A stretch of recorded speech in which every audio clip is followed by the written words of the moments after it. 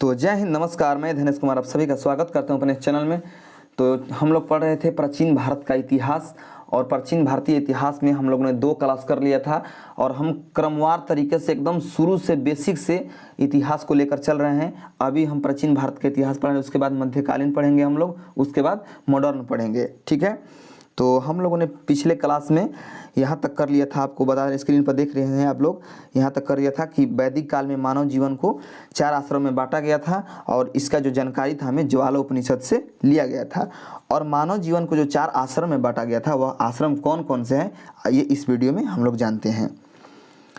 पहला आश्रम है दोस्तों ब्रह्मचारी आश्रम। मानव जीवन के आश्रम को 4 भागों में बांटा गया है, 4 आश्रम में। तो ये पहला जो आश्रम है वह है ब्रह्मचारी आश्रम। ब्रह्मचारी आश्रम किसे कहा जाता है दोस्तों?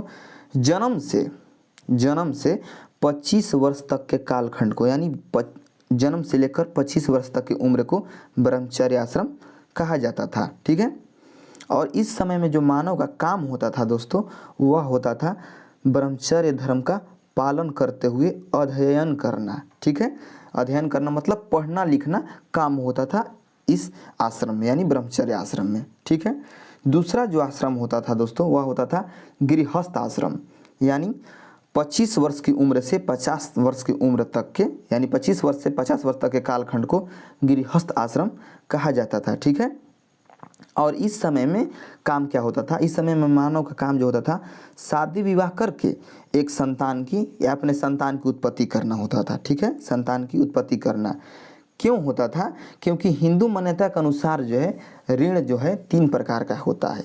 हिंदू मान्यता के अनुसार ऋण 3 प्रकार का होता है। कौन कौन से? पितृ ऋण, ठीक है, पितृ ऋण और ऋषि ऋण और देव ऋण। ठीक है, तो आइए जानते हैं पितृ ऋण क्या होता है। जैसा कि आप स्क्रीन पर देख सकते हैं, पितृ ऋण विवाह करके संतान की उत्पत्ति होने के बाद मानव जो था वह पितृ ऋण से मुक्त समझा जाता था। यानी आप विवाह कर लिए, आपका विवाह हो गया, और एक अगर संतान की उत्पत्ति आप कर दिए तो आप पितृ ऋण से मुक्त माने जाएंगे। ठीक है, ये होता था पितृ ऋण। ऋषि ऋण क्या होता था दोस्तों? अपनी संतान को पढ़ा लिखा कर स्वयं के बल पर खड़ा कर देना। ठीक है, पर मानव जो था ऋषि ऋण से मुक्त समझा जाता था। ठीक है, यानी अपने आप अपने संतान को पढ़ा लिखा कर अच्छी नौकरी दिला दी, अच्छी नौकरी करने लगा, अच्छी जगह सेटल हो गया, तो वह जो था आपका संतान सफल हुआ तो आप ऋषि ऋण से मुक्त हो गए। ठीक है, ये कहने का अर्थ है ऋषि ऋण का। देव ऋण, देव ऋण कैसे उतरता था दोस्तों? जो ये ऋण था, बड़े बड़े यज्ञ करवाकर मानव देव ऋण से मुक्त हो जाता था। ठीक है, यहाँ पर मानव होगा, तो मानव जो था बड़े बड़े यज्ञ करवाकर देव ऋण से, यानी देवों के जो कर्ज है उससे मुक्त हो सकता है। ठीक है, तो ये हो गया आपका ऋण 3 प्रकार का। आइए बढ़ते हैं तीसरा आश्रम, यानी वानप्रस्थ आश्रम। 2 आश्रम हम लोग पढ़ लिए, ब्रह्मचर्य आश्रम, गृहस्थ आश्रम। अब तीसरा आश्रम है वानप्रस्थ आश्रम। 50 वर्ष से 75 वर्ष के कालखंड को, यानी 50 वर्ष से लेकर 75 वर्ष तक के उम्र के आश्रम को, मतलब कालखंड को वानप्रस्थ आश्रम कहा जाता है। इस समय में क्या होता था? इस समय में मानव का काम जो था घर में रहते हुए मालिक की भूमिका अदा करना। ठीक है, यानी मालिक का भूमिका कहने का ये मतलब है कि आप अपने घर को चलाना, यानी इस अवस्था में घर को चलाएंगे, घर को संभालेंगे, घर की हर चीज़ को आप मेंटेन करेंगे, यानी मालिक की भूमिका अदा करेंगे। और मालिक की भूमिका अदा करते हुए अपने संतान को भी दिशा निर्देश देंगे आप। ठीक है, ये होता था वानप्रस्थ आश्रम। दिशा निर्देश देने का मतलब ये है कि आप अपने संतान को बताएंगे क्या सही है, क्या गलत है, क्या उन्हें करना चाहिए, क्या नहीं करना चाहिए। ठीक है, चौथा जो आश्रम था, चौथा और आखिरी आश्रम, वो था सन्यासी आश्रम। यानी 75 वर्ष से लेकर 100 वर्ष तक के कालखंड को, यानी इस बीच की उम्र को सन्यासी आश्रम कहा जाता है। और इस समय में मानव को अपना घर त्याग कर, यानी जो अपना घर है उसका मोह माया त्याग कर ईश्वर की आराधना में जुट जाना होता था। यानी आप अपना, अब घर से कोई आपका मोह माया नहीं होता था सन्यासी आश्रम में, सिर्फ और सिर्फ ईश्वर की आराधना में जुट जाना होता था। ठीक है, चलिए आगे बढ़ते हैं।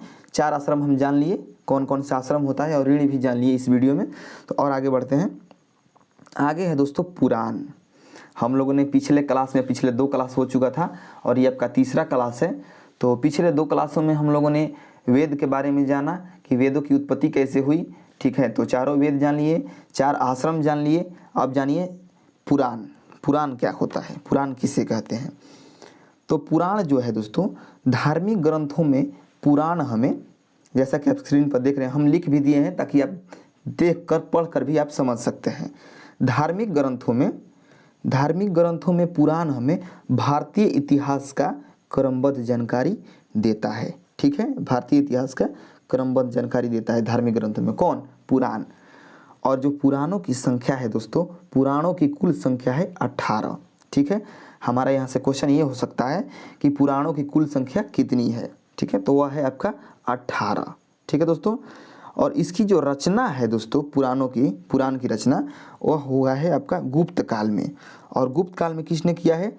लोमहर्षि और अग्रश्रवा जो थे ऋषि, उनके द्वारा किया गया था। लोमहर्ष और अग्रश्रवा के द्वारा किया गया था। किसकी रचना? पुराणों की रचना। किस काल में? गुप्त काल में। ठीक है दोस्तों, अब आइए आगे बढ़ते हैं। अगला फैक्ट्स है पुराण के बारे में। पुराणों में सबसे प्राचीन और प्रामाणिक पुराण जो है वह है मत्स्य पुराण। देखिए, कोई भी परीक्षा जो है इस क्वेश्चन को, ऐसा नहीं है कि इस क्वेश्चन को नहीं पूछा है, कोई भी एग्जाम हो, यूपीएससी से लेकर ग्रुप डी तक के, यानी कि सबसे प्राचीन और प्रामाणिक पुराण कौन है? तो वो है मत्स्य पुराण, जो हमें सातवाहन वंश के विषय में जानकारी प्रदान करता है। कौन? मत्स्य पुराण। तो ये यहाँ पर हमारा ये क्वेश्चन होगा कि किस पुराण में सातवाहन वंश के विषय में जानकारी मिलता है? तो मत्स्य पुराण में। और आपको बता दें, वहीं विष्णु पुराण है, मत्स्य पुराण सातवाहन वंश के विषय में, और जो विष्णु पुराण है वह आपका मौर्य वंश के और वायु पुराण गुप्त वंश के विषय में जानकारी देता है। ठीक है, कौन? आप देख सकते हैं स्क्रीन पर। ठीक है, जो मत्स्य पुराण है वह सातवाहन वंश के विषय में जानकारी देता है, विष्णु पुराण मौर्य वंश के, वायु पुराण गुप्त वंश के विषय में जानकारी देता है। ठीक है, आगे बढ़ते हैं। अगला फैक्ट्स है, यम नचिकेता संवाद जो है वह कठोपनिषद से लिए गए हैं। जो यम और नचिकेता के बीच संवाद हुआ है, तो वह यम नचिकेता संवाद कहाँ से लिया गया है? कठोपनिषद से लिया गया है। ठीक है दोस्तों, आइए अगला फैक्ट्स है, सत्यम शिवम सुंदरम श्वेताश्वर उपनिषद से लिए गए हैं। सत्यम शिवम जो सुंदरम है, ये जो शब्द हैं ये श्वेताश्वर उपनिषद से लिए गए हैं। तो हमारा क्वेश्चन यहाँ से ये रहता है कि जो सत्यम शिवम है वह किस उपनिषद से लिया गया है? तो सत्यम शिवम सुंदरम, तो ये लिया गया है श्वेताश्वर उपनिषद से। ठीक है दोस्तों, तो हमारा जो पहला चैप्टर था वो समाप्त हो चुका है। इसमें 3 क्लास लगा आपका। ठीक है, तो आगे हम एक नया चैप्टर शुरू करेंगे प्राचीन भारतीय इतिहास के बारे में। ठीक है, तो यहाँ तक की आपकी जानकारी आपको कैसी लगी? हमारे द्वारा बताई गई जो जानकारी है, और हम इसमें क्या किए हैं कि जो फैक्ट्स है एकदम महत्वपूर्ण इंपॉर्टेंट जो फैक्ट्स है उसी को हम आपको पढ़ा रहे हैं और बता रहे हैं। हमें आपको विद्वान नहीं बनाना है, आपको सरकारी नौकरी दिलाना है।